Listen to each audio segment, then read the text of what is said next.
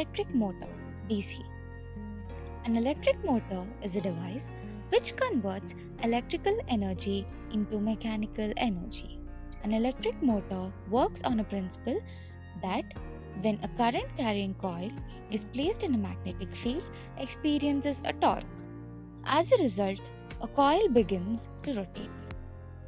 The construction of a DC electric motor contains rectangular current carrying armature which is connected to the battery source and through split rings, commutator and brushes. The armature is placed between north and south pole of a permanent magnet. Working. Initially, the side AB of the rectangular coil ABCD connected to the positive terminal and side CD to the negative terminal of the coil in such a way that the split ring C1 touches the brush B1 and split ring C2 touches the brush B2. By switching on the key, the current flows through the coil in clockwise direction, that is A to B and C to D, and the force is experienced by side AB and CD.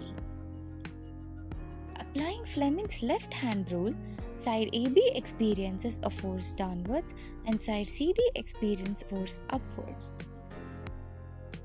The coil ABCD experiences two parallel, equal and oppositely directed forces, and the coil rotates in anti-clockwise direction about its axle. Split rings C1 and C2 move along with the coil.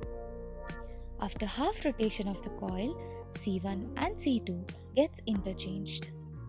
C1 is now in touch with the brush B2 and C2 is in touch with the brush B1. The direction of the current in the coil continues to clockwise direction. However, the direction of the current in the side AB and CD has reversed, that is B to C and B to A. Now, side AB part of the coil experiences an upward force and side CD experiences a downward force. The coil continues its anti-clockwise motion under the effect of these opposite, equal and parallel forces.